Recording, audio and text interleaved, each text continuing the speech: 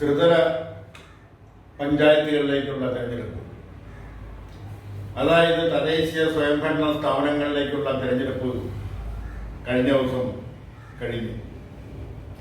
ആ തെരഞ്ഞെടുപ്പിനെ പൊതുവെ അവലോകനം ചെയ്ത് നോക്കുമ്പോൾ ജനങ്ങൾ ഈ തെരഞ്ഞെടുപ്പിനോട് അത്ര കണ്ട് ഉത്സാഹം അല്ലെങ്കിൽ അത്ര കണ്ട് ഗൗരവം കണ്ടില്ല എന്നാണ് മനസ്സിലാക്കുന്നത്. 70% താഴെയാണ് വോട്ടിംഗ് ശതമാനത്തിന്റെ കണക്ക്. അത് ചില ജില്ലകളിലാവട്ടെ അവിടെ വളരെ താഴ്ന്ന് വരികയും ചെയ്യും. കേരളത്തിന്റെ തലസ്ഥാന ജില്ലയായ തിരുവനന്തപുരത്ത്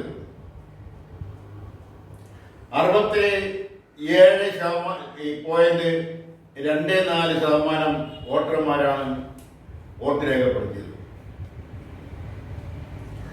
അപ്പോൾ ആ ജില്ലയിലെ വോട്ടർമാരുടെ മാനസികാവസ്ഥ, അവർ അവിടെ സമ്മതിദാനാവകാശം വിനിയോഗിക്കുന്നതിനുള്ള അവകാശം അത് വിനിയോഗിക്കാതിരിക്കുന്നത് അവർ എന്തിനോടോ ഉള്ള ഒരു പ്രതിഷേധമായിട്ട് മാത്രമേ കാണാൻ കഴിയൂ.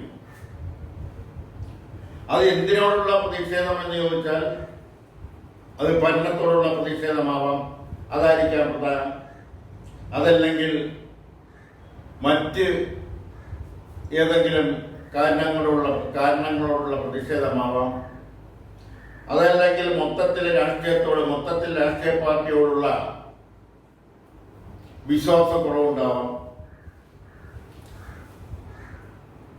രാഷ്ട്രീയ പാർട്ടികളുടെ എല്ലാം തന്നെയും തെരഞ്ഞെടുപ്പ് വരുമ്പോൾ കാണുന്ന ഉത്സാഹം, ജാഗ്രത തെരഞ്ഞെടുപ്പിന് മുമ്പോ തെരഞ്ഞെടുപ്പ് കഴിയുമ്പോഴോ കാണിക്കാറില്ല എന്നുള്ള പൊതുവെയുള്ള അഭിപ്രായം, പൊതുവിൽ രാഷ്ട്രീയത്തോടുള്ള വിരസത, ഇതെല്ലാം വോട്ടിംഗ് ശതമാനം കുറഞ്ഞതിന് കാരണമാണ്.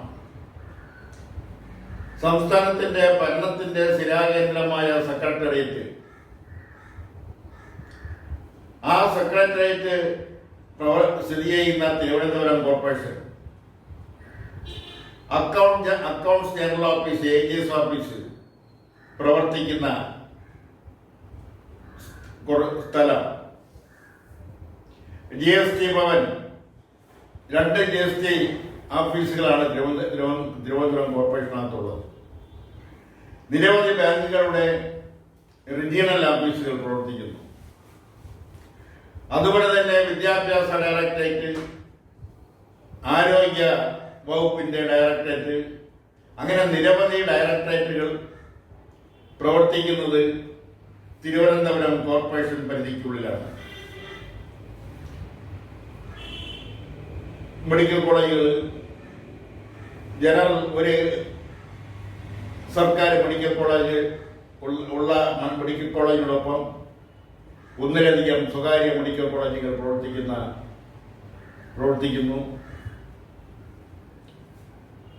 അതുപോലെ തന്നെ പുതുതായി കമ്മീഷൻ ചെയ്ത വിഴിഞ്ഞം പോർട്ട്,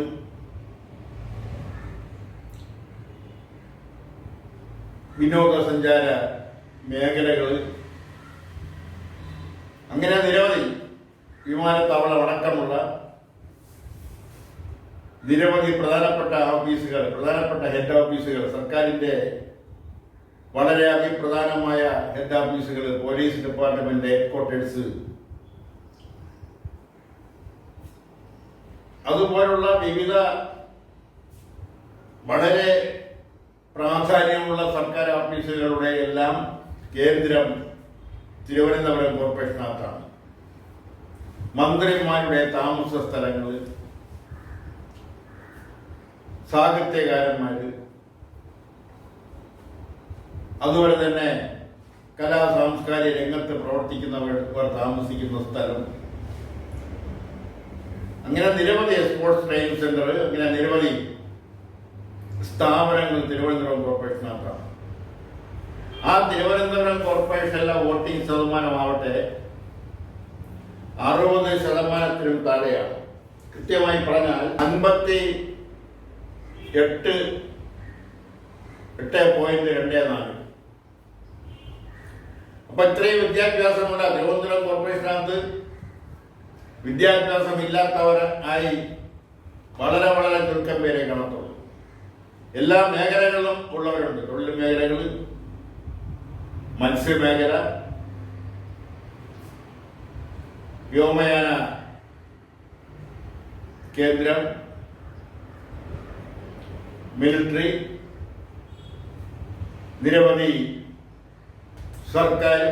സർക്കാരിൻ്റെയും അതുപോലെ തന്നെ മാനേജ്മെന്റിന്റെയുമായ വിദ്യാഭ്യാസ സ്ഥാപനങ്ങളെല്ലാം ഉൾക്കൊള്ളുന്ന തിരുവനന്തപുരം കോർപ്പറേഷന്റെ സ്ഥിതിയാണ്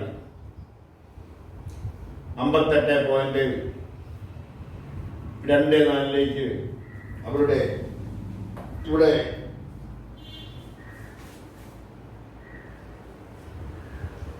വോട്ടിംഗ് ശതമാനം കുറഞ്ഞിരിക്കുന്നു. എന്താണ് അതിന് കാരണം? വോട്ടിങ്ങിന്റെ പ്രാധാന്യത്തെക്കുറിച്ച്, സമ്മതിദാനം രേഖപ്പെടുത്തുന്നതിന്റെ അവകാശത്തെക്കുറിച്ചോ അതിന്റെ പ്രാധാന്യത്തെക്കുറിച്ചോ അറിഞ്ഞുകൂടാത്തവരല്ല തിരുവനന്തപുരം നഗരത്തിലെ താമസിക്കുന്നവർ. അവരെന്തുകൊണ്ട് ഇതിന് വിമുഖത കാണിച്ച്, എന്തുകൊണ്ട് അതിന് വിരസത ഉണ്ടായി എന്നുള്ളത് പഠിക്കേണ്ട വിഷയമാണ്.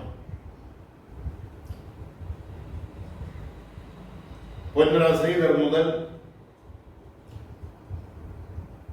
അവസാനമായിട്ട്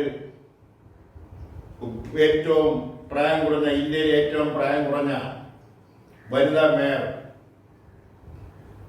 ലോകത്തിലെ ഏറ്റവും പ്രായം കുറഞ്ഞ വനിതാ മേയർ ഭരിച്ച നഗരസഭ.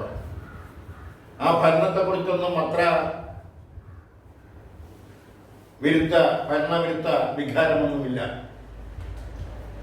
എന്തുകൊണ്ട് ഇങ്ങനെ സംഭവിച്ചെന്ന് ചോദിച്ചാൽ, അത് ഏത് ഭാഗത്തു നിന്നാണ് ഉണ്ടായെന്ന് ചോദിച്ചാൽ, അത് ഐക്യ ജനാധിപത്യ മുന്നണിയുടെയും അതിന് നേതൃത്വം കൊടുക്കുന്ന കോൺഗ്രസിന്റെയും ഭാഗത്തു നിന്നും അവരോടുള്ള അതൃപ്തി, വോട്ടർമാരുടെ അതൃപ്തി എല്ലാമാണ് ഇതിന് കാരണമെന്ന് പറയേണ്ടി വരും. തിരുവനന്തപുരം കോർപ്പറേഷനിൽ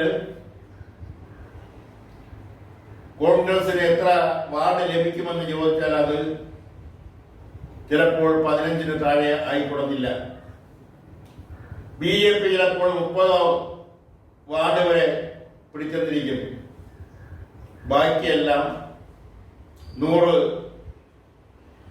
വാർഡുകളിൽ ഒരു വാർഡിലെ തിരഞ്ഞെടുപ്പ് മാറ്റിവെച്ചു. അവിടുത്തെ സ്ഥാനാർത്ഥി മരിച്ചതുകൊണ്ടാണ് തിരഞ്ഞെടുപ്പ് മാറ്റിവെച്ചത്. ബാക്കി 99 വാർഡുകൾ എടുത്തു നോക്കിയാൽ അതിൽ ബഹുഭൂരിപക്ഷവും ഇന്നത്തെ പ്രത്യേക രാഷ്ട്രീയ സാഹചര്യത്തിൽ ഇടതുപക്ഷ ജനാധിപത്യ മുന്നണിക്ക് ലഭിക്കാനാണ് സാധ്യത. എന്തെങ്കിലും ഒരു അട്ടിമറി നടന്നെങ്കിൽ മാത്രമേ, അല്ലെങ്കിൽ അതുപോലുള്ള എന്തെങ്കിലും സംഭവിച്ചിട്ടുണ്ടെങ്കിൽ മാത്രമേ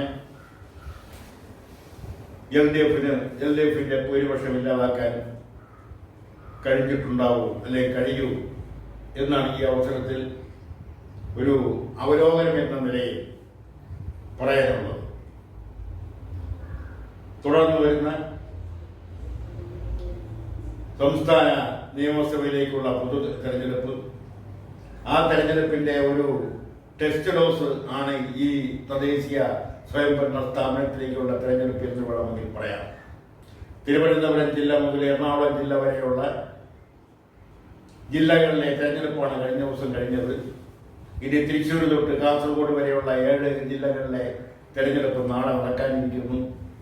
അതും കൂടെ കഴിഞ്ഞതിന് ശേഷം കൗണ്ടിങ് കഴിയുമ്പോൾ കേരളത്തിലെ എത്ര പഞ്ചായത്തുകൾ ഇടതുപക്ഷ ജനാധിപത്യ മുന്നണിക്ക് ഭൂരിപക്ഷം ലഭിക്കും, എത്ര എണ്ണം ഐക്യ ജനാധിപത്യ മുന്നണിക്ക് ഭൂരിപക്ഷം ലഭിക്കും, എത്ര എണ്ണം നാഷണൽ ഡെമോക്രാറ്റിക് അലയൻസിന്, ദേശീയ ജനാധിപത്യ സഖ്യത്തിന് ലഭിക്കും എന്നെല്ലാം കാത്തിരുന്ന് കാണാം. അതുവരെ നമുക്ക് ആകാംക്ഷയോടെ തന്നെ തെരഞ്ഞെടുപ്പിനെ നോക്കിക്കണ്ടുകൊണ്ടിരിക്കാം. നിർത്തുന്നു.